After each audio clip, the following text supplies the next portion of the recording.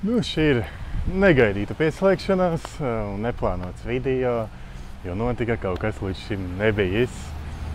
Es no jums saņēmu ļoti daudz tādas labas un pozitīvas atsauksmes par mūsu Heksa pavadām.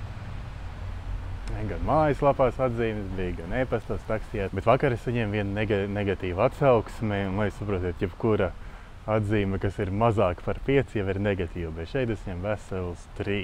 Un, kad es to e-pastā ieraudzījis, pirms ieraudzīju virsrakstu, ko ir 3 zvaigznes, jau sāku satraukties, domāju, kur es esmu nopēlojis. Vai otrs variants, ka hei, reku kāds ir atrads kādu nepilnību, ko vajag uzlabot, un tas ir forši.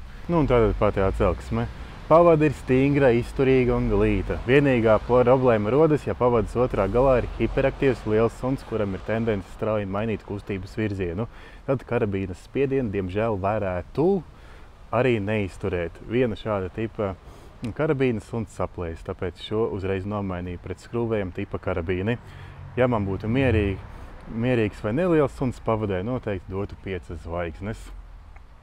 Protams, izlasot un palika nedaudz, diezgan ļoti bēdīgi.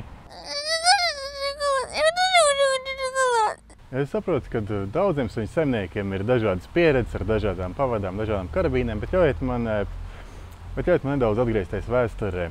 Man stāsts ar Heksa pavadām nesākās ar domu mēģināt kaut ko pārdot. Tas nejauši vienkārši tā sanāca un evolucionēja. Es savā dzīvē 2 reizes esmu skrējis pakaļ klientu suņiem, tad, kad vai nu karabīna neiztur vai pati pavada neiztur suni. Un pēc otrās reizes sapratu, ka es vairs nekad nelietošu klientu pavadas, bet tieši tikai ar savējām. Līdz ar to es mēģināju atrast pats priekš sevis savu ideālo pavadu. Un tas sākās jau cik daudz gadus apakaļ. Kāds virtuvē no dažādām alpīnistu virvēm, auklām mēģināja uztaisīt savu ideālo pavadu tā, lai ir viegla, lai ir droša, lai nav kam saplīst, lai rokās negriežās, kas ļoti svarīgi, lai suns paroja. Un tā daudz gadu laikā es nonācu pie Heksa pavadām. Un tikai tad, kad pats viņas sāk intensīvi lietot, klienti arī viņas paņēma, prasīja, kur tādas var dabūt. Un tikai tad pamazām sākās tirgošana un pārdošana. Bet pats primārais, pats galvenais noteikums kā reiz bija drošība.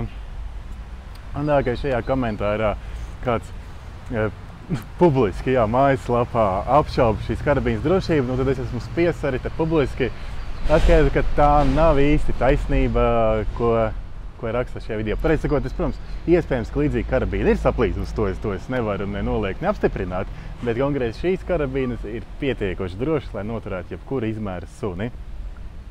Otra lieta, kas man visvairāk apbeidināja, ko es nesaprotu, tā kā pērku pavadu mājaslapā, bildes tur ir ārprātā daudz katrai pavadai, un karabīna tur ir no visādiem rakursiem sabildēta. Tas ir kā? Jūs ziniet, ka jums nepatīk šī karabīna, jums no viņas ir bail, tā var būt, bet jūs tik un tā nopērkat, pēc tam nomainiet to karabīnu un ieliksiet negatīvu komentāru. Tas kaut kā, man liekas, nav godīgi. Es taču nepārdevu kaķi maisā, jūs labi ziniet, ko es pērkat, bet klientiem vienmēr ir taisnība. Un, lai saprastu, cik ļoti es turos pie šīs drošības, bija ar viens negatīvs komentārs, 4 zvaigznītes par pavadu 5-1, kur klients rakstījis, es pēc neatceros, bet tā ideja, ka viss ir forši, viss ir labi, vienīgi šīs karabīnes, kur arī ir tieši tādas pašas šādas karabīnes, ir pa lielu, prasītos viņas mazākas. Un tad ekonomiskā viedokļa es pat piekrītu, ka viņas ir nedaudz pa lielu, būtu labāk, tīpaši tā, kas ir roktura galā, ka viņa būtu mazāka, bet es šīs karabīnas nemainīšu tieši tāpēc, ka primārais ir drošība.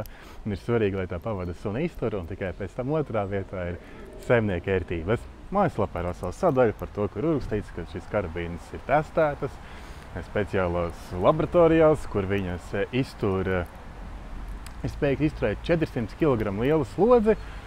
Un, protams, ir jautājums, ko tieši tas nozīmē, un nav jēgas man te stāstīt par garu teoriju. Tikai viena lieta, ko jūs varat zināt, ka šī karabīna ir pati dārgākā detaļa jūsu pavadā. Ja būtu parastā karabīna, visticamāk pavada maksātu 2 reizes lētāk.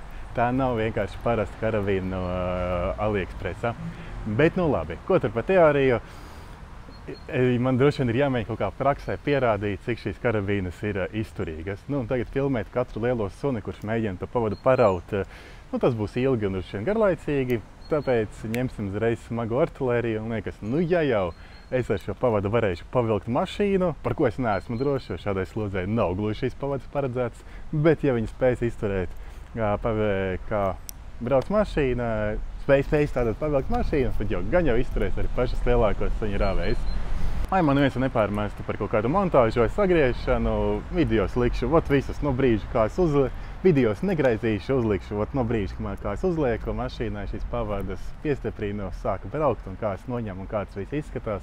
Kā es teicu, lai nepārmestu man, ka es tur kaut ko montāžā izgriežu.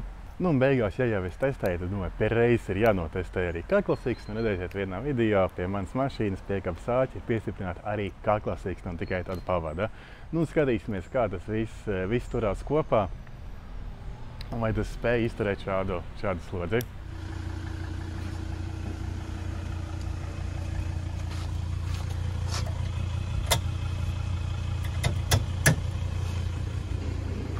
Braucam.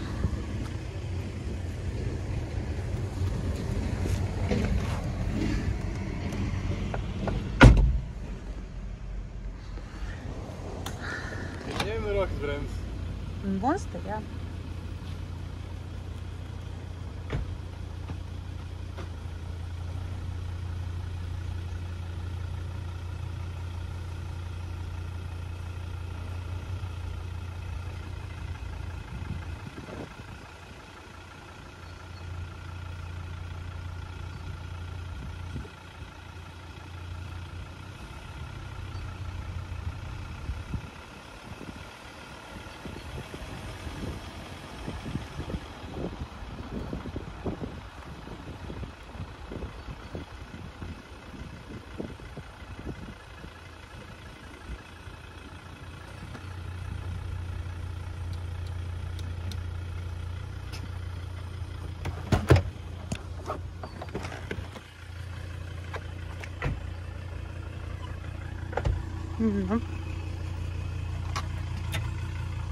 Radu plānā. Viss ir kārtībā. Karabīna viss kārtībā, ar kniedēm. Viss kārtībā. Ar man viss kārtībā. Īkšķīts.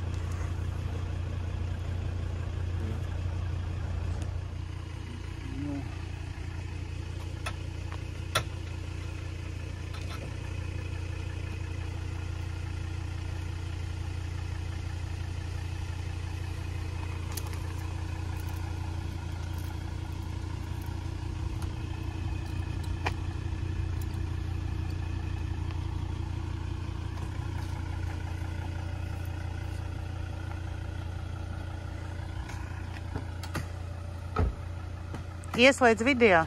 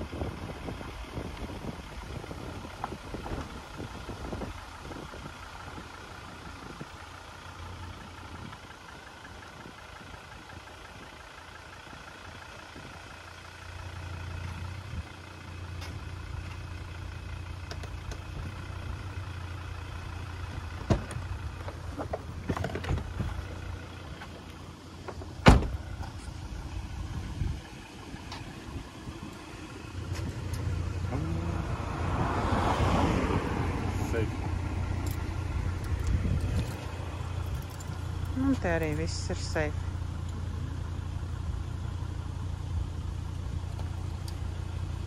Nobeigumā ļoti svarīgs punkts ir. Tur ir rakstīts, ja jums kaut kas nepatīk vai jūs gribat pilnveidot šajās pavadās, tad visas pavadas mēs taisām mēs. Es taisu ar šīm te divām rokām pats.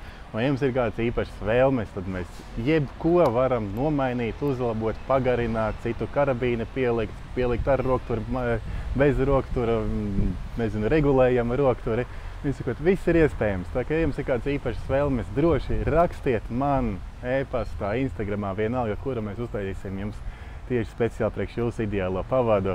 Un tāpēc nevajag pirkt pašiem kaut ko pēc tam labot pie meistara, maksāt vēl dubultā naudu un pēc tam rakstīt negatīvus komentārus. Nu, es ļoti ceru, ka tēma par šīs karabīnes izturība tiks noņemta.